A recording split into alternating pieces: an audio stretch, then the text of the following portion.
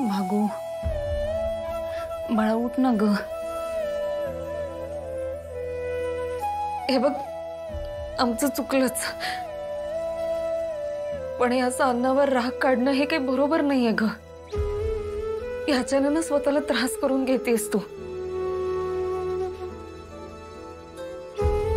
तुला आमचा राग आलाय ना, मग तू चिड आमच्यावर, हवं असेल तर ओरड, मार, काही कर, पण हे असं स्वतःला त्रास करून घेऊ नकोस ना ग। बाबू अगं सकाळपासून काहीच खाल्लं नाहीयेस तू।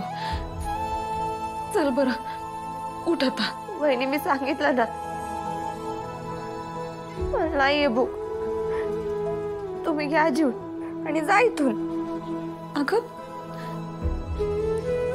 असं कसं जेवून घेणार? आणि तू जर काही खाल्लं नसेल तर तुझ्या दादाला तरी जेवण जाणार आहे का? का नाही जाणार? एवढे दिवस तो मला फसवू शकतो, तर मला सोडून जीवही शकतो। भागू अगं असं नको ना बोलूस।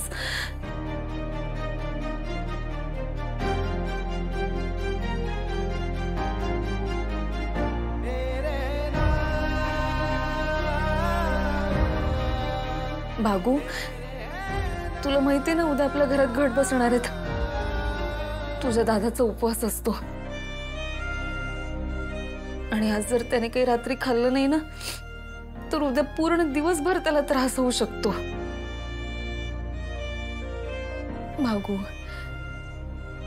तू जर जेवली नाहीस तर सूर्यच काय, घरातलं कोणीही काही खाणार नाही हे चांगलंच माहिती आहे ना ग तुला।